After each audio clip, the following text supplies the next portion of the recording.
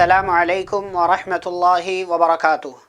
بسم اللہ والصلاة والسلام علی رسول اللہ نبینا محمد وعلی آلہ واصحابہ ومن والاه اما بعد۔ اعوذ باللہ من الشیطان الرجیم، بسم اللہ الرحمن الرحیم۔ تبارک الذی نزل الفرقان علی عبدہ لیکون للعالمین نذیرا۔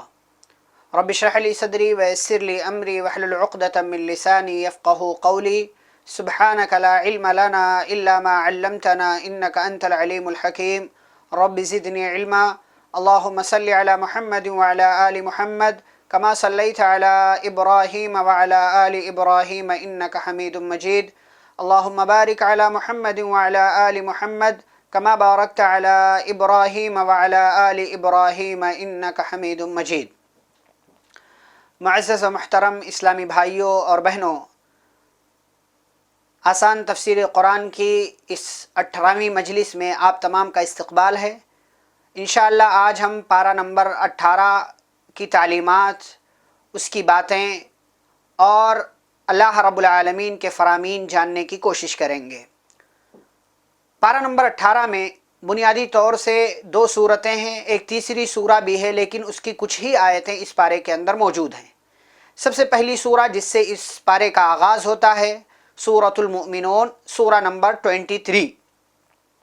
اللہ رب العالمین نے اس کی ابتدا میں آیت نمبر 1 سے لے کر 11 میں کامیاب اور جنت الفردوس کے وارث بننے والے مومنوں کی صفات ذکر کی ہے۔ اس کا نام سورۃ المؤمنون ہے، اور ابتدا ہی میں اللہ رب العالمین نے ان مومنوں کا تذکرہ کر دیا ہے جن کے نام پر یہ سورہ موجود ہے۔ اللہ کہتے ہیں قد افلح المؤمنون، وہ مومنین کامیاب ہو گئے، الذین هم فی صلاتهم خاشعون، جو اپنی نمازوں میں خشوع و خضوع اختیار کرتے ہیں، والذین هم عن اللغو معرضون، جو بری باتوں سے، لغو باتوں سے اپنے آپ کو دور رکھتے ہیں، والذین هم للزکاة فاعلون، جو زکوٰۃ ادا کرتے ہیں، والذین هم لفروجهم حافظون، جو اپنی شرمگاہوں کی حفاظت کرتے ہیں، والذین هم لاماناتهم وعہدهم راعون، جو اپنے عہد و پیمان کی، ایگریمنٹ کی، وعدوں کی پاسداری کرتے ہیں، اس کو پورا کرتے ہیں، اور جو اپنی نمازوں کی حفاظت کرتے ہیں، اولئک هم الوارثون، یہی لوگ وارث بننے والے ہیں کس کے؟ الذین یرثون الفردوس، جنت الفردوس کے، اور اس جنت الفردوس میں یہ ہمیشہ ہمیش رہیں گے۔ پتہ یہ چلا کہ اگر آپ کو جنت چاہیے اور جنت میں سب سے اعلیٰ مقام جو ہے جنت الفردوس، اس کے آپ اگر طلبگار ہیں، اس میں جانے کی آپ کی خواہش ہے، تو ایسی صورت میں یہ صفات جو اللہ رب العالمین نے اس پارے کی، اس سورہ کی ابتدا میں ذکر کیا ہے، وہ ہمیں اپنی زندگی میں اپنانا چاہیے۔ چاہے نمازوں کی پابندی ہو، نماز میں خشوع اور خضوع کا معاملہ ہو، بری باتوں سے دور رہنے کا مسئلہ ہو، زکوٰۃ دینے کی بات ہو، ایگریمنٹ کو پورا کرنے کی بات ہو، شرمگاہ کی حفاظت کا مسئلہ ہو، یہ سارے مسائل، یہ ساری چیزیں ہمیں اپنی زندگی میں داخل کرنا ہے، تبھی صحیح معنوں میں ہم مومن ہوں گے۔ اور جب مومنوں کی یہ صفات ہم اپنے اندر پیدا کر لیں گے تو ایسی صورت میں اللہ رب العالمین کی بنائی ہوئی جنت، اور اس میں بھی جنت الفردوس میں ہمیں داخلہ مل جائے گا، جہاں پر جانے والے کبھی وہاں سے نکالے نہیں جائیں گے۔ آیت نمبر 12 سے لے کر 16 میں انسانی زندگی کے مختلف مراحل کا بیان اللہ نے کیا ہے کہ کس طریقے سے ہم نے انسان کو پیدا کیا، اور پھر اس کے بعد اس کو مختلف مرحلے سے گزارا، پانی، نطفہ، اس کے بعد وہ علقہ، مضغہ، خون کا لوتھڑا، گوشت کا ٹکڑا، اس کے بعد اس کے اندر بغیر شکل و صورت کے وہ ہوتا ہے، پھر اس کی ہم شکل و صورت بناتے ہیں، پھر اس میں ہڈیاں لگاتے ہیں اور اس کو بہترین سانچے میں ڈھالتے ہیں۔ فتبارک اللہ احسن الخالقین، وہ اللہ کی ذات بابرکت ہے جو بہترین پیدا کرنے والا ہے۔ پھر اللہ نے کہا پھر اس کے بعد تمہیں مرنا ہوتا ہے، اور پھر مرنے کے بعد تمہیں دوبارہ اٹھایا جائے گا، یہ اللہ نے ذکر کیا ہے۔ اس کے بعد آیت نمبر 17 سے لے کر 22 میں اللہ نے اپنی مختلف صفات ذکر کی ہے۔ 7 آسمانوں کی پیدائش، وَلَقَدْ خَلَقْنَا فَوْقَكُمْ سَبْعَ طَرَائِقَ، 7 آسمان کو پیدا کرنا، وَأَنزَلْنَا مِنَ السَّمَاءِ مَاءً، آسمان سے بارش نازل کرنا، اور فَأَنشَأْنَا لَكُمْ بِهِ جَنَّاتٍ مِّن نَخِيلٍ وَأَعْنَابٍ، اس پانی کے ذریعے مختلف طرح کے پھل، مختلف طرح کے فروٹس، مختلف طرح کے کھانے پینے کی چیزیں انسان کے لیے اللہ نے پیدا کیا، درخت اگائے، اور اسی طریقے سے وَإِنَّ لَكُمْ فِي الْأَنْعَامِ لَعِبْرَةً، جانوروں کا اللہ نے تذکرہ کیا کہ جن جانوروں کے ذریعے انسان کو مختلف طرح کی چیزیں پینے کو ملتی ہیں اور مختلف طرح کی وہ اچھائیاں حاصل کرتا ہے، بہت سارے فوائد ان سے حاصل کرتا ہے، اور بعض جانوروں کی وہ سواری کرتا ہے، بعض جانوروں پر اپنا سامان لاد کر وہ ایک جگہ سے دوسری جگہ کا سفر کرتا ہے۔ تو یہ سب اللہ کی صفات ہے، اللہ کے کام ہے، جس کو اللہ رب العالمین نے انسانوں کے لیے یہ سارے کام انجام دیے ہیں، یہ ساری چیزیں انسانوں کے لیے اللہ نے پیدا کی ہیں۔ اسی لیے انسان کو ان تمام نعمتوں پر، ان تمام چیزوں پر اللہ رب العالمین کا شکر ادا کرنا چاہیے۔ آیت نمبر 23 سے 50 میں چھوٹی چھوٹی آیتیں ہیں، آپ پڑھیں گے آپ کو اندازہ ہوگا۔ تقریباً 28 آیتوں میں اللہ رب العالمین نے چند قوموں کی ہلاکت و بربادی کا تذکرہ کیا ہے۔ مثال کے طور پر قوم نوح، قوم عاد، قوم شعیب، قوم موسیٰ وغیرہ کا اللہ نے تذکرہ کیا، اور اخیر میں اللہ نے حضرت عیسیٰ علیہ السلام کا تذکرہ کیا، وَجَعَلْنَا ابْنَ مَرْيَمَ وَأُمَّهُ آيَةً وَآوَيْنَاهُمَا إِلَىٰ رَبْوَةٍ ذَاتِ قَرَارٍ وَمَعِينٍ، کہ اللہ رب العالمین نے حضرت عیسیٰ علیہ السلام کو اور ان کی ماں مریم کو انسانوں کے لیے نشانی بنا دیا، عبرت بنا دیا، کہ لوگ دیکھیں کس طریقے سے اللہ رب العالمین اپنے کام کو انجام دیتا ہے۔ تو یہ ساری قوموں کے ہلاکت و بربادی کا تذکرہ پہلے کیا جا چکا ہے۔ قوم نوح، قوم عاد، قوم شعیب، قوم موسیٰ وغیرہ سب کا تذکرہ آپ کے سامنے الحمدللہ تفصیل کے ساتھ بتایا جا چکا ہے۔ پھر اس کے بعد آیت نمبر 51 میں ایک اور اہم چیز جو اس سے پہلے پارہ نمبر 2 میں ہم بیان کر چکے ہیں، انبیاء اور رسولوں کو بھی حلال اور پاکیزہ چیزیں استعمال کرنے کا اللہ نے حکم دیا۔ یا ایھا الرسل کلوا من الطیبات واعملوا صالحا، اے رسولو پاکیزہ اور حلال چیزیں کھاؤ، وَاعْمَلُوا صَالِحًا، اور نیک عمل کرو، انی بما تعملون علیم، جو کچھ تم عمل کرتے ہو سب میں دیکھ رہا ہوں، سب کے بارے میں مجھے جانکاری ہے۔ اللہ رب العالمین نے ہر ٹائپ کے، ہر کیٹیگری کے انسان کو حلال چیزیں استعمال کرنے کا، حلال چیزیں کھانے کا، پاکیزہ چیزیں کھانے کا حکم دیا، چاہے وہ عام انسان ہو یا انسانوں میں مسلمان ہو، مومنین ہو، اور پھر ان میں بھی اگر نبی اور رسول ہیں ان کو بھی اللہ نے نام لے لے کر مخاطب کر کے یا ایھا الناس، یا ایھا الذین آمنوا، یا ایھا الرسل، اللہ نے الگ الگ کیٹیگری کے لوگوں کو مخاطب کر کے کہا، اے لوگو، اے مومنو، اے رسولو، پاکیزہ اور حلال چیزیں کھاؤ۔ اللہ رب العالمین نے جو چیزیں نازل کی ہیں ان میں جن چیزوں کو حلال تمہارے لیے کیا ان کو کھاؤ، اور حرام سے اپنے آپ کو بچاؤ، اس لیے کہ یہ حرام چیز حلال کی تمیز کے لیے بنائی گئی ہے، اور اس لیے بھی تاکہ اللہ تمہیں آزمائے کہ تم اللہ کی کون سی چیز کو اپناتے ہو، حلال کو یا حرام کو، اس کے ذریعے تمہاری آزمائش بھی ہوتی ہے۔ تو حلال کھانا، حلال استعمال کرنا، حلال کمانا، حلال پینا، یہ بہت اہم چیز ہے۔ اور جیسا کہ حدیث ہے، آپ جانتے ہیں، صحیح مسلم وغیرہ کی روایت ہے، پیارے نبی صلی اللہ علیہ وسلم نے کہا کہ ایک بندہ مسافر ہے، پراگندہ حال ہے، اس کے جسم پر پراگندہ لباس ہے، وہ مسافر بھی ہے، اپنے دونوں ہاتھوں کو اٹھا کر اللہ کے سامنے دعا کرتا، یا ربی یا ربی، اے میرے رب، اے میرے رب، میرے حال پر رحم فرما، میری مدد فرما، لیکن اس کی دعا قبول نہیں ہوتی۔ کیوں؟ وَمَلْبَسُهُ حَرَامٌ وَمَطْعَمُهُ حَرَامٌ وَمَشْرَبُهُ حَرَامٌ وَغُذِّيَ بِالْحَرَامِ، اس کا کھانا حرام، اس کا پینا حرام، اس کا پہناوا حرام، اس کی پرورش حرام مال سے ہوئی ہے، فَأَنَّا يُسْتَجَابُ لِذَلِكَ، ایسے بندے کی دعا اللہ کیوں کر قبول کرے گا؟ اس لیے کہ ان اللہ طیب لا يقبل الا طیبا، اللہ پاک ہے اور پاک چیزیں ہی قبول کرتا ہے۔ حرام مال سے پلے ہوئے جسم کی عبادتیں اللہ رب العالمین کے ہاں کیوں کر قبول ہو سکتی ہیں؟ آپ حرام کھائیں اور یہ سوچیں کہ ہم اسی حرام مال کا صدقہ کریں، اللہ کے راستے میں قبول ہوگا؟ اللہ رب العالمین کو آپ کے اس مال کی ضرورت نہیں ہے۔ تو حلال کی بہت اہمیت ہے، حرام سے اپنے آپ کو بچاؤ اور حلال کمائی کماؤ، حلال کھاؤ، حلال پہنو، کم کماؤ، کم پہنو، کم کھاؤ، کم پیو، لیکن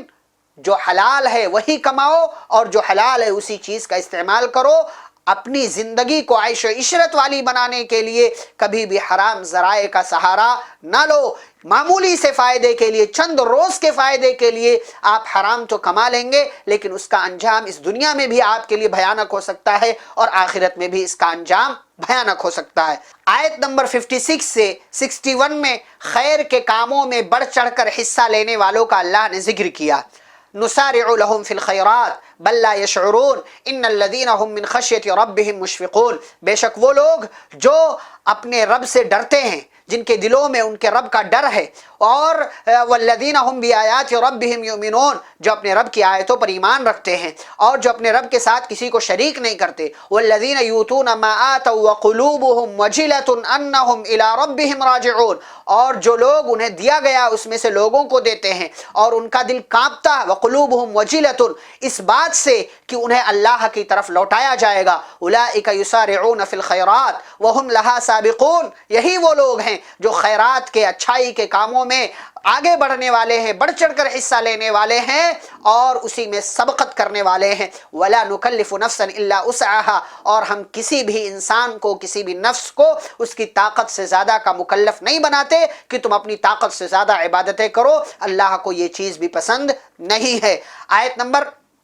64 سے 77 میں خوشحال لوگوں کی نافرمانیوں کا بیان ہے، یعنی جب اللہ کچھ لوگوں کو مال دے دیتا ہے، اچھی زندگی دے دیتا ہے، تو ایسی صورت میں انہیں یہ کرنا چاہیے کہ وہ اللہ کی طرف پلٹیں، لیکن اکثر لوگ تکبر کی زندگی گزارنے لگتے ہیں، اپنے آپ کو بڑا سمجھتے ہیں، لوگوں کو حقیر سمجھتے ہیں، آخرت کا انکار کرتے ہیں، اللہ رب العالمین سے ملاقات کا انکار کرتے ہیں، اللہ کے راستے سے اپنے آپ کو دور کر لیتے ہیں، یہاں تک کہ جب ہم ان خوشحال لوگوں کو اپنے عذاب میں پکڑتے ہیں اس لیے ان کے اوپر عذاب نازل کرتے ہیں تاکہ وہ پلٹ آئیں، لیکن پھر بھی وہ پلٹتے نہیں ہیں، تو ایسی صورت میں ان کا انجام بہت خطرناک ہوگا۔ تو اللہ آپ کی زندگی میں خوشحالی لائے، اللہ آپ کی زندگی میں آپ کو بہت سارا سکون عطا کر دے، مال عطا کر دے، دولت عطا کر دے، آپ کی زندگی کو بہترین بنا دے، تو بجائے اس کے کہ آپ اللہ سے ہٹ کر کسی اور طرف جائیں، آپ کو اللہ کے اور قریب ہو جانا چاہیے تاکہ آپ اللہ رب العالمین کی نعمتوں پر اس کا شکر ادا کر سکے۔ اسی طریقے سے اس کے بعد آیت نمبر 78 سے 92 میں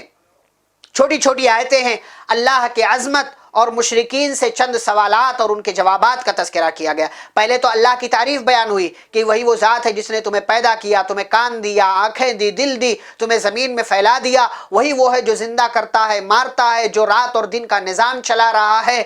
وہی وہ ذات ہے، وہی وہ ذات، وَهُوَ الَّذِي يُحْيِي وَيُمِيتُ وَلَهُ اخْتِلَافُ اللَّيْلِ وَالنَّهَارِ أَفَلَا تَعْقِلُونَ، کیا تمہیں سمجھ نہیں ہے کہ یہ سارے کام کون کر رہا ہے؟ لیکن ان کافروں کا رویہ یہ ہے، بل قالوا مثل ما قال الاولون، یہ بھی ویسے ہی باتیں کہتے جیسا کہ پہلے کے لوگوں نے کہا، لقد وعدنا نحن وآباؤنا هذا من قبل ان هذا الا اساطير الاولين، کہ ہمارے باپ دادا سے بھی یہی کہا جاتا تھا،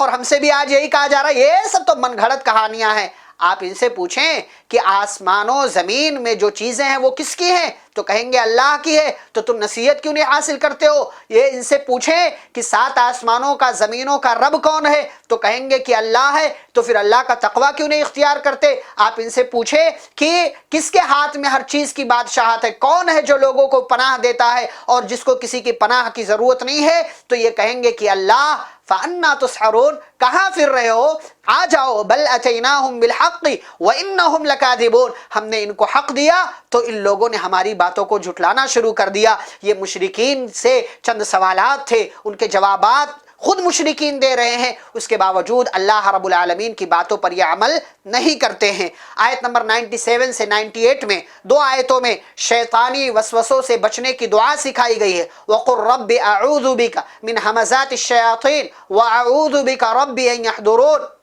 یہ دعا ہے، رب اعوذ بک من ہمزات الشیاطین واعوذ بک رب ان یحضرون، اے میرے رب میں تیری پناہ چاہتا ہوں شیطانوں کے وسوسے سے، اور اس بات سے بھی تیری پناہ چاہتا ہوں کہ یہ میرے پاس آئیں، یہ میرے پاس آئے، میں اس بات سے تیری پناہ چاہتا ہوں۔ آیت نمبر اس کے بعد کی آیتوں میں اللہ رب العالمین نے 99 اور 100 میں ذکر کیا موت کے وقت انسان کی آرزو کیا ہوتی ہے. حتیٰ اذا جاء احدهم الموت قال رب ارجعون. جو لوگ کافر ہیں، کفر کی زندگی اختیار کرنے والے ہیں، جب موت آتی ہے تو اللہ سے کہتے ہیں اے اللہ واپس کر دے، لعلی اعمل صالحا فیما ترکت، اللہ وعدہ کرتا ہوں نیک عمل کر کے آؤں گا. اللہ رب العالمین کہتے ہیں کلا انہا کلمۃ هو قائلها، ہرگز نہیں، یہ تو ایک بات تھی جو کہنے والے نے کہہ دی. ومن ورائہم برزخ الی یوم یبعثون، اور اب ان کے پیچھے ایک برزخ کی زندگی ہے جہاں پر یہ قیامت تک رہیں گے. پھر اس کے بعد اللہ سور میں پھونک مارے جانے کا تذکرہ کرتے ہوئے کہتے ہیں فَإِذَا نُفِخَ فِي الصُّورِ فَلَا أَنْسَابَ بَيْنَهُمْ يَوْمَئِذٍ وَلَا يَتَسَاءَلُونَ. جب سور میں پھونک مارا جائے گا تو کوئی فلا انصاب بینہم، کوئی کسی کے درمیان رشتہ داری نہیں ہوگی، کوئی نسب نہیں، کوئی خاندان نہیں. فلا انصاب بینہم یومئذ ولا یتساءلون، اور نہ ہی وہ آپس میں ایک دوسرے سے سوال کریں گے. پھر کیسے ہوگا؟ فمن ثقلت موازینہ فاولئک هم المفلحون، جس کا میزان کا پلڑا بھاری ہو گیا وہ کامیاب، اور جس کے میزان کا پلڑا ہلکا ہو گیا فَأُولَئِكَ الَّذِينَ خَسِرُوا أَنفُسَهُمْ، یہی وہ لوگ ہیں جو گھاٹے میں پڑنے والے ہیں اور جہنم میں ہمیشہ ہمیش کے لیے رہیں گے. تَلْفَحُ وُجُوهَهُمُ النَّارُ وَهُمْ فِيهَا كَالِحُونَ، ان کے چہرے پر جہنم کی آگ ڈال دی جائے گی اور وہ اسی میں جھلس کر رہ جائیں گے. اللہ کہتے ہیں أَلَمْ تَكُنْ آيَاتِي تُتْلَى عَلَيْكُمْ فَكُنْتُمْ بِهَا تُكَذِّبُونَ، سوال کریں گے جہنمیوں سے کہ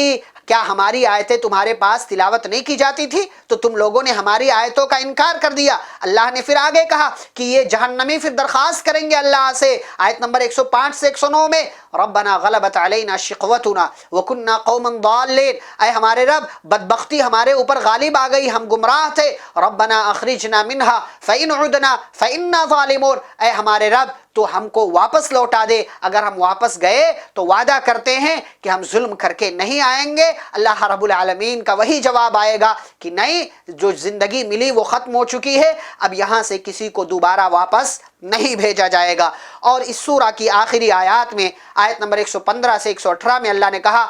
کہ اللہ نے انسان کو بے مقصد نہیں بنایا، انسان کی زندگی کا ایک مقصد ہے. افحسبتم انما خلقناکم عبثا وانکم الینا لا ترجعون، کیا تم نے یہ سمجھ رکھا ہے کہ ہم نے تم کو بیکار پیدا کیا ہے اور تم ہماری طرف لوٹائے نہیں جاؤ گے؟ فتعال اللہ الملک الحق، وہ اللہ بہت بلند ہے، وہ بادشاہ ہے، وہ حق ہے، وہ سچا ہے. لا الہ الا هو رب العرش الکریم، اس کے سوا کوئی معبود نہیں، وہ بہت ہی معزز عرش کا رب ہے. ومن يدعو مع اللہ الہا آخر لا برہان لہ بھی، اور جو اللہ کے ساتھ کسی اور معبود کو پکارے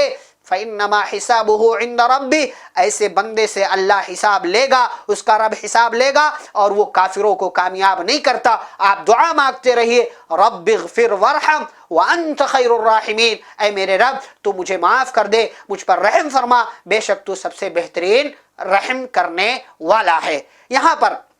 سورۃ المؤمنون کا اختتام ہوتا ہے اور اس کے بعد سورہ نمبر 24 سورۃ النور کا آغاز ہوتا ہے. یہ وہ سورہ ہے جو ہر مسلمان کو ایک بار زندگی میں مطالعہ کرنا چاہیے. ویسے تو پورا قرآن پڑھنا چاہیے، لیکن پورا قرآن لوگ کہتے ہیں بہت باری ہے، یہ ہے، وہ ہے، دس اور دیٹ. لیکن سورۃ النور ایک ایسی سورہ ہے جس میں انسان کی زندگی کے، معاشرے کی اصلاح کے بہت سارے مسائل اللہ نے ذکر کیے ہیں. آئیے دیکھتے ہیں. اللہ نے شروع میں ذکر کیا سورۃ انزلناها وفرضناها وانزلنا فيها آیات بینات لعلکم تذکرون، ایک ایسی سورہ جس کو ہم نے نازل کیا اور ہم نے فرض کیا اور جس کے اندر ہم نے ایسی واضح نشانیاں اتاری ہیں. وَأَنزَلْنَا فِيهَا آيَاتٍ بَيِّنَاتٍ لَعَلَّكُمْ تَذَكَّرُونَ، تاکہ تم نصیحت حاصل کرو کہ تمہارے معاشرے کے لیے، تمہاری سوسائٹی کی اصلاح کے لیے کتنی ضروری چیزیں ہم نے تمہیں بتائی ہیں. سب سے پہلی بات آیت نمبر 2 اور 3 میں اللہ نے کہا زانی اور زانیہ کی شرعی سزا. ہم خالی مسئلہ لے کر چلتے ہیں اور آیت نمبر کا حوالہ دیں گے، آیت نمبر کوٹ کریں گے. زانی اور زانیہ غیر شادی شدہ ہیں تو ان کی سزا کیا ہے؟ 100 کوڑے، اور اس علاقے سے انہیں 1 سال کے لیے بھگا دیا جائے گا، اس علاقے سے انہیں دور کر دیا جائے گا. 100 کوڑے، چاہے وہ لڑکا ہو یا لڑکی، اگر غیر شادی شدہ ہے. اور اگر شادی شدہ زنا کرتا ہے یا کرتی ہے تو ایسی صورت میں اس مرد کو یا اس زنا کرنے والی عورت کو لوگوں کے سامنے، لوگوں کے درمیان پتھر سے مار مار کر ہلاک کر دیا جائے گا، جیسا کہ پیارے نبی صلی اللہ علیہ وسلم نے حدیث کے اندر بیان کیا ہے۔ تو یہ زنا کرنے والے مرد، زنا کرنے والی عورت کی شرعی سزا ہے، اسلامی سزا ہے جو اسلام نے بیان کیا ہے۔ شادی شدہ ہے تو پتھر سے مار مار کر ہلاک کر دیا جائے گا، چاہے مرد ہو یا عورت، شرط یہ ہے کہ وہ شادی شدہ ہو۔ اور اگر غیر شادی شدہ ہے چاہے مرد یا عورت تو ایسی صورت میں اس کو 100 کوڑے اور اس علاقے سے اسے دربدر کر دیا جائے گا، اسے جلا وطن کر دیا جائے گا۔ اسی کے ساتھ اللہ نے ایک چیز بیان کی، الزانیۃ لا ینکحها الا زان او مشرک، کہ زنا کرنے والا اپنی جیسی ہی کسی زنا کرنے والی لڑکی کو پسند کرتا ہے، مسلمان ایسے لوگوں کو پسند نہیں۔ وحرم ذلک علی المؤمنین، زنا کرنے والی لڑکی اپنی ہی کیٹیگری کا کوئی انسان یعنی زنا کرنے والا لڑکا پسند کرے گی، اور زنا کرنے والا لڑکا اپنے ہی کیٹیگری کی کوئی لڑکی یعنی زنا کرنے والی لڑکی کو پسند کرے گا۔ وحرم ذلک علی المؤمنین، اور اس چیز کو مسلمانوں پر، مومنوں پر حرام کر دیا گیا ہے۔ یہ پہلی بات تھی۔ دوسری بات، آیت نمبر 4 اور 5 میں اللہ نے ذکر کیا پاک دامن عورتوں پر تہمت لگانے کی سزا، والذین یرمون المحصنات ثم لم یأتوا بأربعة شہداء فاجلدوہم 80 جلدۃ ولا تقبلوا لهم شہادۃ ابدا۔ اگر کوئی انسان کسی پاک دامن عورت پر یا مرد پر تہمت لگا دیتا ہے، زنا کا الزام لگا دیتا ہے کہ یہ زانیہ ہے یا یہ زانی ہے، اس نے زنا کیا ہے اور اس نے زنا کی ہے، مرد نے یا عورت نے،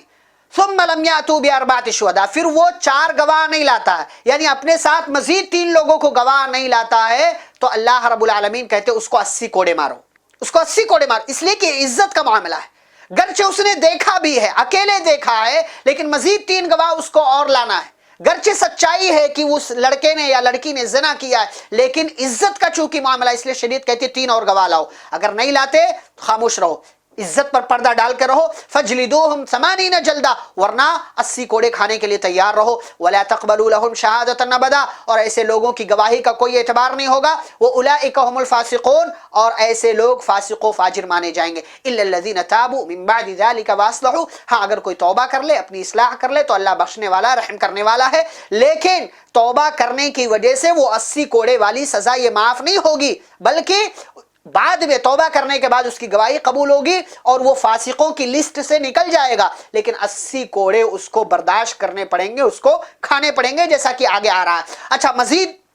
اور کیا سزا آگے چل کر اللہ نے بیان کیا ہے، ان الذین یرمون المحصنات الغافلات المؤمنات لعنوا فی الدنیا والآخرہ ولہم عذاب عظیم، بے شک جو لوگ پاک دامن بھولی بھالی مومنہ عورتوں پر زنا کا الزام لگا دیتے، تہمت لگاتے ہیں، دنیا اور آخرت میں ایسے لوگوں پر لعنت ہوتی ہے اور ایسے لوگوں کے لیے بہت بڑا عذاب ہے۔ تو یہ پاک دامن عورت یا مرد پر تہمت لگانے کی اسلامی سزا، اسلامی قانون ہے۔ آیت نمبر 6 سے لے کر 9 میں لعان کا مفہوم اور اس کا طریقہ۔ لعان اللہ رب العالمین نے ذکر کیا ہے، ایک تو ہے کہ کسی مرد نے کسی عورت کو دیکھ لیا، لیکن ایک مسئلہ یہ ہے کہ ایک مرد نے اپنی ہی بیوی کو کسی دوسرے مرد کے ساتھ زنا کرتے ہوئے دیکھ لیا،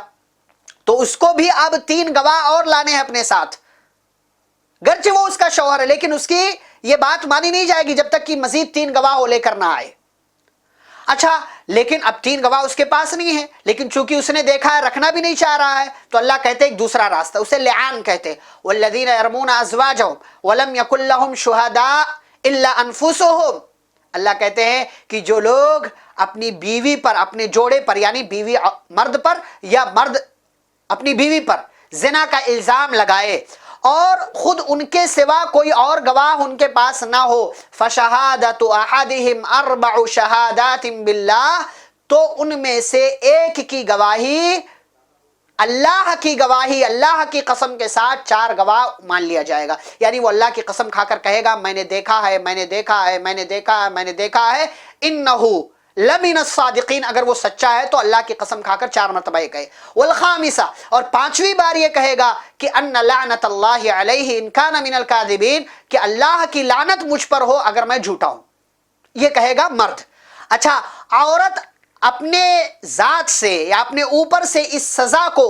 دور کرنے کے لیے کیا کہے گی؟ ان تشہدہ अर्बअ शहादातिन बिल्लाह, अल्लाह की कसम खाकर वो भी 4 मरतबा गवाही देगी, मैंने ऐसा नहीं किया, मैंने ऐसा नहीं किया, मैंने ऐसा नहीं किया, इन्नहु लमिनल कादिबीन, मेरा शौहर झूठा है। और 5वीं मरतबा ये कहेगी कि मुझ पर अल्लाह का गुस्सा, अल्लाह का गजब नाजिल हो अगर मैं झूठी हूं और मेरा शौहर सच्चा है। वलौला फज़लुल्लाहि अलैकुम व रहमतुहु व अन्नल्लाह तव्वाबुन हकीम, और अगर अल्लाह का फजल, उसकी रहमत ना होती तो तुम आपस में ही तबाह बर्बाद हो जाते, लेकिन अल्लाह तौबा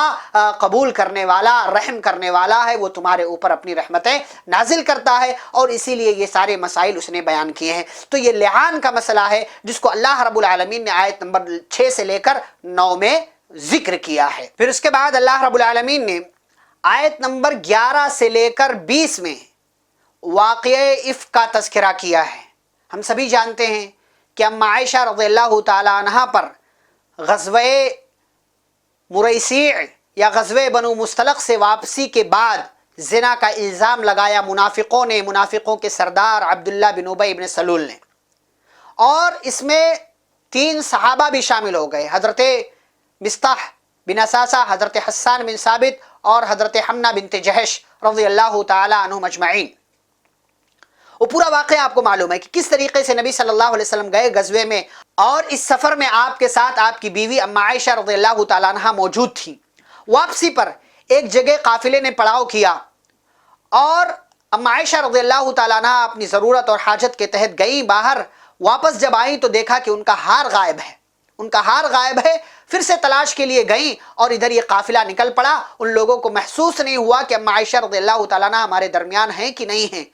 लेकिन पीछे एक सहाबी हज़रत सफ़वान बिन मुअत्तल रज़ियल्लाहु ताला अन्हु थे, जिनके ज़िम्मे ये काम था कि कोई सामान अगर छूट जाता हो तो वो बाद में आएँ और उस सामान को साथ लेकर आएँ और काफ़िले वालों से मिल जाएँ। जब वो आए तो देखा कि अम्मा आयशा रज़ियल्लाहु ताला अन्हा है। पर्दे के हुक्म के नाजिल होने से पहले देख चुके थे। अम्मा आयशा रज़ियल्लाहु ताला अन्हा को देखा तो अऊज़ु बिल्लाहि मिनश शैतानिर रजीम पढ़ा और फिर उसके बाद पूरा मामला पूछा और फिर अपनी सवारी पर सवार किया और उस सवारी को लेकर गए और मुसलमानों के काफ़िले से जा मिले। जब मुनाफिकों ने देखा और मुनाफिकों के सरदार अब्दुल्ला बिन उबई इब्न सलूल ने देखा तो इस मामले को उसने गनीमत समझा और कहा कि ये तन्हाई यूं ही नहीं है, कोई ना कोई मसला है, और माअज़ अल्लाह अम्मा आयशा रज़ियल्लाहु ताला अन्हा पर ज़िना का इल्ज़ाम लगा दिया गया। ये मामला इतना तूल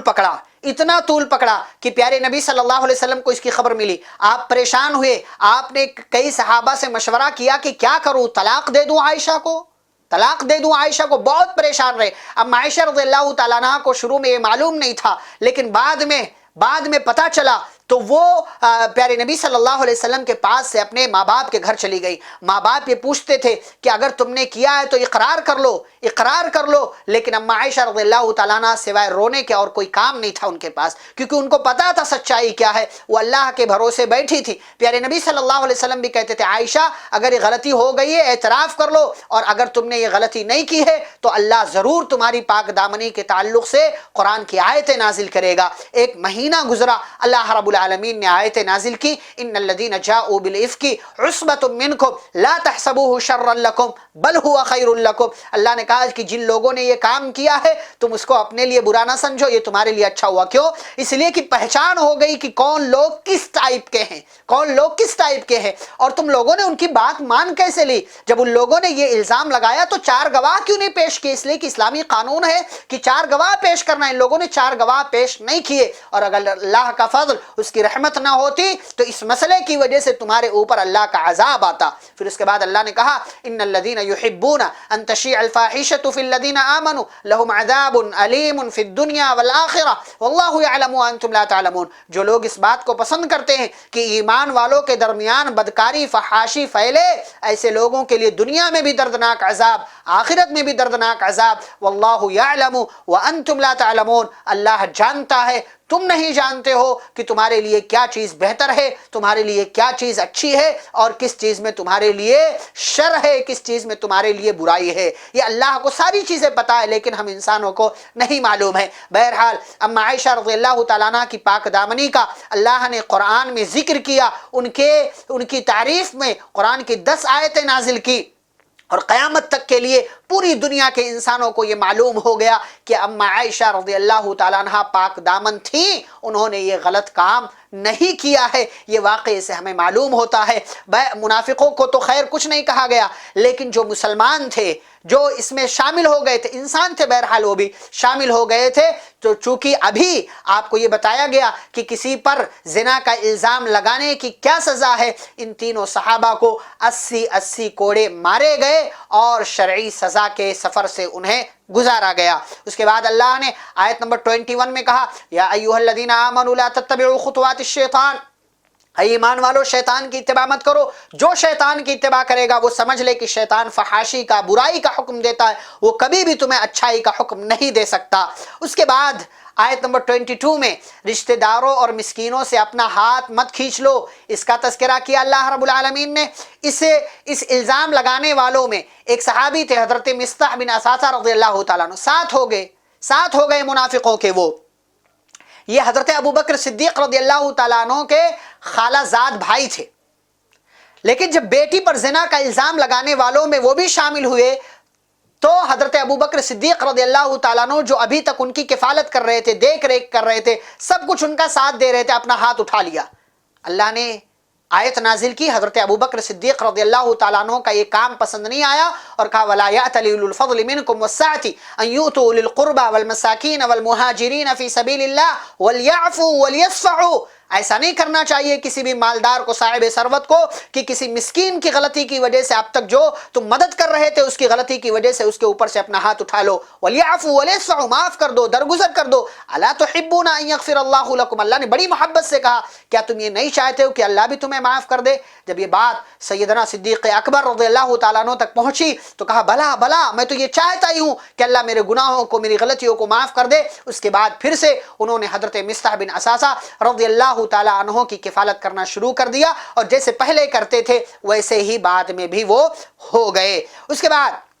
اللہ رب العالمین نے آیت نمبر 26 میں یہ اس بات کا تذکرہ کیا پھر سے، الخبیثات للخبیثین والخبیثون للخبیثات والطیبات للطیبین والطیبون للطیبات، کہ برے لوگ برے لوگوں کے لیے، برے مرد بری عورتوں کے لیے، اور بری عورتیں برے مردوں کے لیے، اچھے مرد اچھی عورتوں کے لیے، اور اچھی عورتیں اچھے مردوں کے لیے۔ اولئک مبرؤون مما یقولون، اور یہ اچھے لوگ ان تمام چیزوں سے بری ہے جن کو لوگ کہتے ہیں۔ اولئک لہم مغفرۃ ورزق کریم، یہ ایسے لوگ ہیں جن کے لیے اللہ کے پاس مغفرت ہے اور بہت بہترین روزی موجود ہے۔ آیت نمبر 27 سے 29 میں گھروں میں داخل ہونے کے آداب اللہ نے ذکر کیے۔ یا ایھا الذین آمنوا لا تدخلوا بیوتا غیر بیوتکم حتی تستأنسوا وتسلموا علی اہلها ذلکم خیر لکم لعلکم تذکرون۔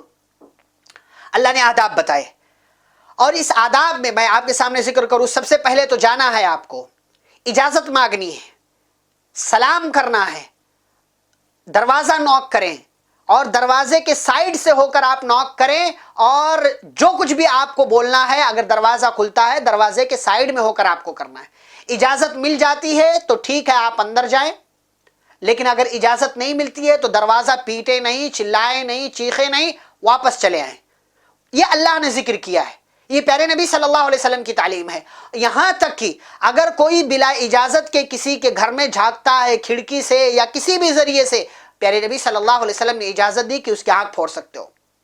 اگر اسلامی ماحول ہے، اسلامی ملک ہے، اسلامی قانون چل رہا ہو تو اس پر عمل کیا جا سکتا ہے، کیونکہ قاضی بھی اس بارے میں فیصلہ نہیں کر سکتا، پیارے نبی صلی اللہ علیہ وسلم کی حدیث ہے۔ تو یہ گھروں میں داخل ہونے کے آداب ہے۔ اچھا، جب گھر کے اندر سے پوچھا جائے کون، تو یہ مت کہیے کہ میں، بلکہ یہ کہیے کہ فلاں بن فلاں، میں فلاں کام سے آیا ہوا ہوں، آپ کے پاس اجازت ہے فلاں صاحب سے ملنا ہے، اگر اجازت ہو تو میں آپ کے گھر میں داخل ہونا چاہتا ہوں۔ یہ گھر میں داخل ہونے کے آداب جو اللہ نے ذکر کیے ہیں۔ آیت نمبر 30 سے 31 میں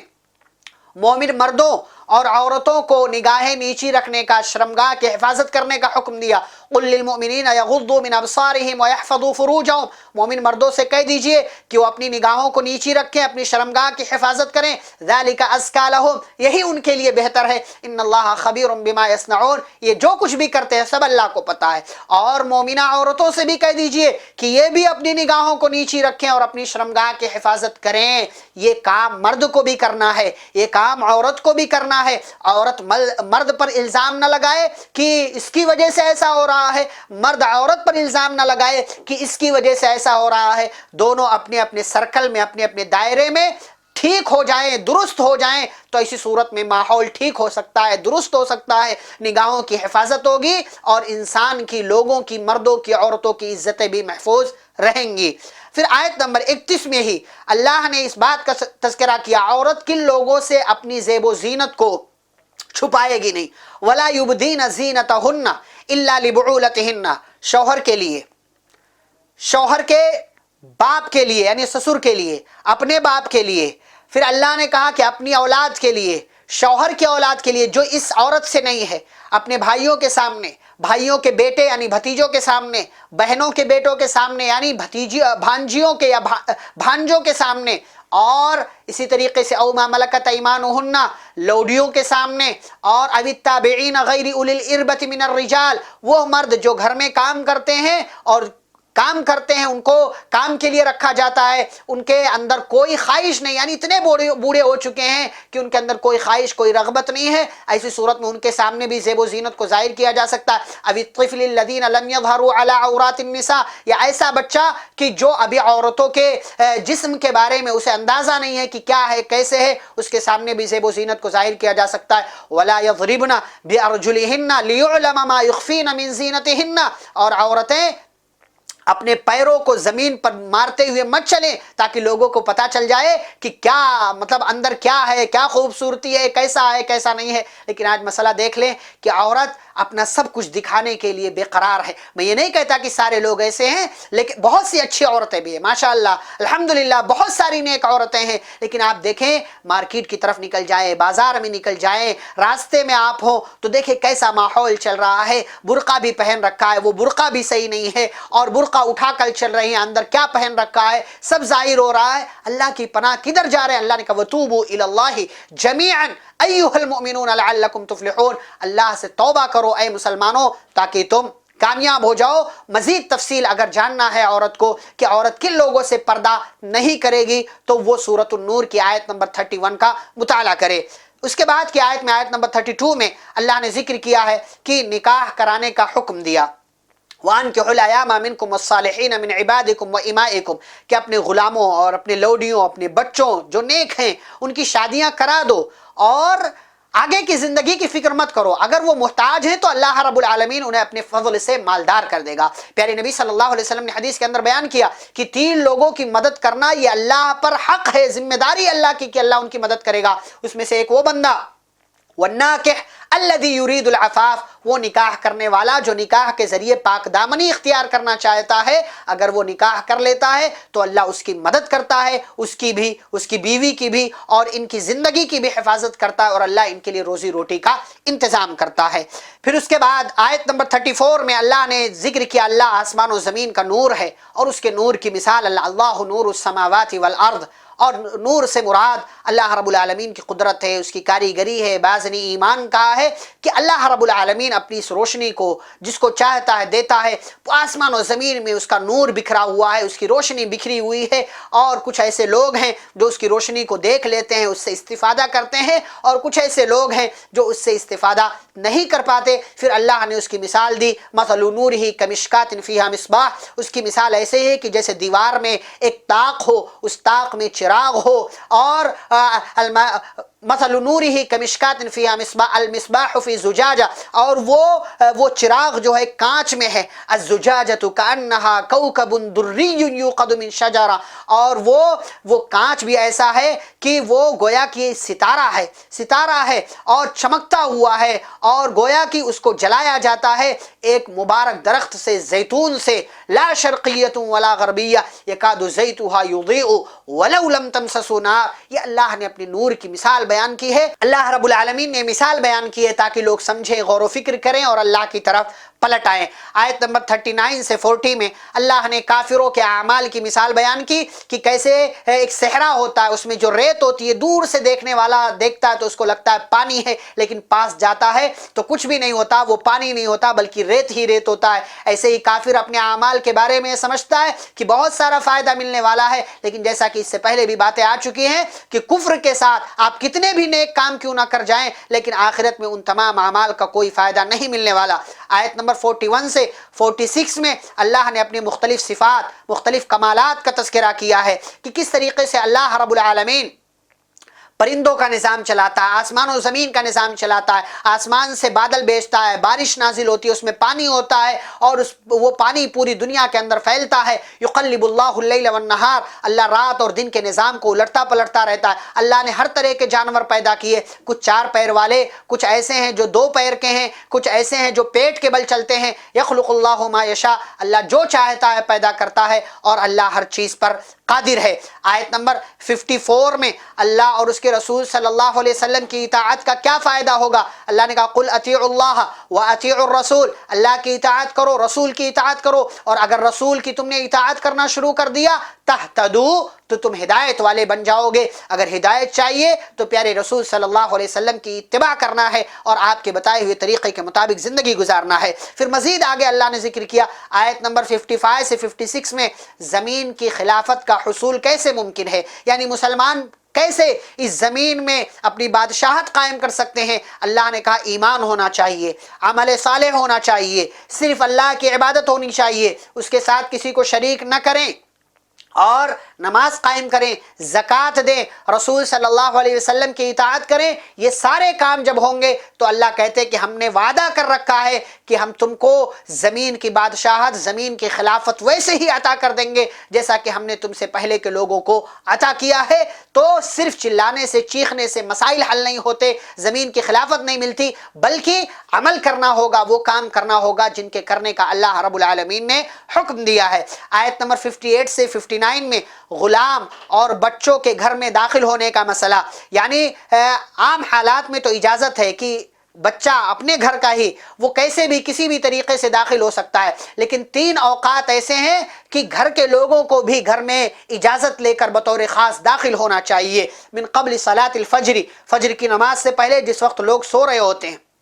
ومن بعد صلاۃ العشاء، اور عشاء کی نماز کے بعد جب لوگوں کو یہ سونے کا ٹائم ہوتا ہے، بستر پر جاتے، اپنے بیڈ روم میں جاتے ہیں، اور دوپہر کے وقت جب لوگ کھانا کھانے کے بعد قیلولہ کرتے ہیں، ثلاث عورات لکم، اللہ نے کہا یہ 3 وقت تمہارے پردے کے ہیں، اس سے پہلے اس کے بعد تم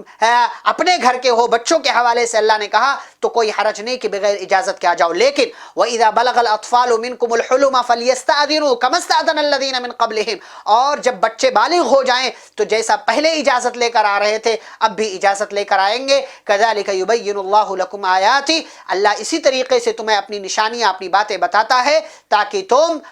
اس کی باتوں کو سمجھو اور اس کی بتائی ہوئی باتوں کے مطابق عمل کر سکو۔ بوڑھی عورت کے پردے کا کیا مسئلہ ہے؟ یعنی ایک عورت جو بوڑھی ہو چکی ہے، جس کے اندر اب نکاح کی رغبت نہیں ہے اور جو بالکل مایوس ہو چکی ہے، تو اللہ نے کہا والقواعد من النساء اللاتي لا يرجون نکاحا فليس عليهن جناح ان يضعن ثيابهن، تو وہ بغیر چہرے کا پردہ، یعنی جو پردہ شریعت کو مطلوب ہے اس کے بغیر بھی وہ نکل سکتی ہے، لیکن وان يستعففن خير لهن، اگر وہ پردہ کرے اس عمر میں بھی تب بھی ان کے لیے بہتر ہے، یہ اللہ نے ذکر کیا ہے۔ لیکن اس بوڑھی عورت کو بھی اجازت شریعت نے دی بغیر پردے کے نکلنے کی، وہ بھی جب وہ بغیر میک اپ کے ہو، لیکن جب بوڑھی عورت میک اپ کے ساتھ باہر نکلے تو شریعت اس کی اجازت نہیں دیتی، اس میں بھی یہ کہا وَأَن يَسْتَعْفِفْنَ خَيْرٌ لَهُنَّ، چاہے پردے کے ساتھ وہ نکل رہی ہے تو چاہے وہ بغیر میک اپ کے ہی کیوں نہ ہو، لیکن اگر وہ پردے کے ساتھ نکل رہی ہے تو یہ اس کے لیے بہتر ہے۔ آیت نمبر 61 میں اللہ نے کہا مختلف رشتہ داروں کے گھر میں جانے اور کھانے کا بیان، یعنی مختلف لوگوں کا تذکرہ کیا، اندھوں کا اور اسی طریقے سے معذور لوگوں کا، اور خود عام انسان کا اللہ نے ذکر کیا کہ تم اپنے گھر میں جاؤ، ماں باپ کے گھر میں جاؤ، بھائی بہنوں کے گھر میں جاؤ، خالہ خالو کے گھر میں جاؤ، ماموں ممانی کے گھر میں جاؤ، چچا چچی کے گھر میں جاؤ، وہاں کے گھر سے کچھ کھا لو، تو کوئی حرج کی بات نہیں، اس پر تمہیں کوئی گناہ نہیں ملے گا۔ لیکن فَإِذَا دَخَلْتُمْ بُيُوتًا فَسَلِّمُوا عَلَىٰ أَنفُسِكُمْ، جب تم گھروں میں داخل ہو تو سلام کر لو، تحیۃ من عند اللہ مبارکۃ طیبہ، یہ اللہ کی طرف سے ایک مبارک چیز ہے جو تمہیں اللہ رب العالمین نے عطا کیا ہے۔ آیت نمبر 63 میں اللہ نے کہا نبی کی عزت کرو، نبی کا مقام سمجھو، لا تجعلوا دعاء الرسول بینکم کدعاء بعضکم بعضا، اور نبی کا نام عزت کے ساتھ لو، جیسے آپس میں ایک دوسرے کو پکارتے ہو ایسے ہی نبی کا نام مت لو، اور ان کی مخالفت کرنے سے بچو۔ فلیحذر الذین یخالفون عن امرہ ان تصیبہم فتنۃ او یصیبہم عذاب علیم، ان لوگوں کو ڈرنا چاہیے جو پیارے نبی صلی اللہ علیہ وسلم کے حکم کی مخالفت کرتے ہیں اس بات سے کہ کہیں اللہ انہیں کسی فتنے میں، کسی آزمائش میں نہ ڈال دے، یا ان کے اوپر کوئی دردناک عذاب نہ نازل کر دے۔ تو نبی کریم صلی اللہ علیہ وسلم کی مخالفت کسی بھی حال میں جائز نہیں، درست نہیں، بلکہ اس کا الٹا نقصان انسان کو، مسلمان کو برداشت کرنا پڑ سکتا ہے، اور اللہ ایسے بندے کی زندگی کو کسی مصیبت میں ڈال سکتا ہے۔ یہاں پر سورۃ النور کا اختتام ہوتا ہے، اس کے بعد سورہ نمبر 25 سورۃ الفرقان کا آغاز ہوتا ہے۔ اس کی ابتدا میں آیت نمبر 1 سے 3 میں اللہ نے اپنی بعض خوبیاں، کمالات گنوائے کہ اللہ ہی کی ذات ہے جس نے یہ قرآن نازل کیا، جس کے لیے زمین و آسمان کی بادشاہت ہے، اور واتخذوا من دونہ آلیہ، لوگوں نے اس کو چھوڑ کر بہت سارے معبود بنا لیے جو ان کے کسی کام کے نہیں ہیں، کسی نفع نقصان کے مالک نہیں ہیں۔ آیت نمبر 4 سے لے کر 9 میں قرآن کے تعلق سے مشرکین مکہ کا اعتراض نبی کریم صلی اللہ علیہ وسلم سے، کہتے تھے یہ اس کو اللہ نے نبی بنایا، رسول بنایا، اس کے اوپر کتاب نازل کی ہے، کہتے یہ تو کتاب پہلے کے لوگوں کی کہانیاں ہیں، تو آپ کہہ دیجئے کہ اس کو اس ذات نے نازل کیا ہے جو تمام راز کو، چھپی ہوئی چیزوں کو بھی جانتا ہے، چھپی ہوئی۔ وقالوا ما لهذا الرسول ياكل الطعام ويمشي في الاسواق، یہ کہتے تھے کہ اس کو یہ رسول ہے، یہ کیا ہو گیا ہے کہ یہ کھانا کھاتا ہے، مارکیٹ میں جاتا ہے، اس کے اوپر کوئی فرشتہ کیوں نہیں نازل کیا گیا کہ فرشتے کے ساتھ مل کر ڈرانے کا کام کرتا، او یلقى الیہ کنز، یا اس کے اوپر کوئی خزانہ، یا اس کے اوپر کوئی خزانہ کیوں نہیں نازل کیا گیا، او تکون لہ جنۃ یاکل منہا، یا اس کے پاس اپنا کوئی باغ ہوتا جس سے کھاتا۔ وقال الظالمون ان تتبعون الا رجلا مسحورا، اور یہ لوگوں میں اعلان کرتے تھے کہ تم لوگ تو ایک پاگل انسان کی، ایک جادو میں مبتلا انسان کی تم لوگ اتباع کرتے ہو، تم لوگ سچائی پر نہیں ہو۔ انظر کیف ضربوا لك الامثال فضلوا فلا يستطيعون سبیلا، آپ دیکھیے کہ کیسے ان لوگوں نے مثال بیان کی ہے تو گمراہ ہو گئے اور اب وہ راہ راست پر نہیں آ سکتے۔ اس پارے کے حوالے سے آخری بات آیت نمبر 11 سے لے کر 20 میں قیامت کا انکار کرنے والوں کا انجام اللہ نے ذکر کیا، بل کذبوا بالساعة واعتدنا لمن کذب بالساعة سعیرا، ان لوگوں نے قیامت کو جھٹلایا تو اللہ کہتے ہیں قیامت کے جھٹلانے والوں کے لیے ہم نے جہنم تیار کر رکھا ہے، جب جہنم کو دیکھیں گے تو موت کو پکاریں گے لیکن کوئی موت نہیں آئے گی، بہت ساری موت کو پکار لو لیکن ایک بھی موت نہیں آئے گی، پھر کہا جائے گا کہ جنت بہتر ہے یا یہ بہتر ہے، فیصلہ خود کر لو۔ وما ارسلنا قبلک من المرسلین الا انہم لیاکلون الطعام ویمشون فی الاسواق، جتنے بھی پیغمبر آئے سب کے سب انسان تھے، وہ کھانا کھاتے تھے، وہ مارکیٹ میں جاتے تھے۔ وجعلنا بعضکم لبعض فتنہ، اور ہم نے تم میں سے بعض کو بعض کے لیے آزمائش کا ذریعہ بنایا ہے۔ اتصبرون، تو کیا تم لوگ صبر کرو گے؟ وَكَانَ رَبُّكَ بَصِيرًا، اور آپ کا رب تمام چیزیں دیکھ رہا ہے، اس کو سب پتہ ہے کہ کون حق پر ہے، کون باطل پر ہے، کون سچائی پر ہے، کون شیطانی راستے پر ہے، آپ کے رب کو سب معلوم ہے۔ اللہ رب العالمین ہم سبھی کو حق اور سچائی کا راستہ اختیار کرنے اور باطل اور شیطانی راستے سے دور رہنے کی توفیق عطا فرمائے، جب تک دنیا میں زندہ رکھے اسلام اور ایمان پر۔ خاتمہ ہو تو خاتمہ بالخیر ہو۔ وصلی اللہ تعالی علی نبینا محمد وعلی آلہ واصحابہ اجمعین برحمتک یا ارحم الراحمین۔ ربنا تقبل منا انک انت السمیع العلیم، سبحانک اللہم وبحمدک، اشہد ان لا الہ الا انت، استغفرک واتوب الیک۔ والسلام علیکم ورحمۃ اللہ وبرکاتہ۔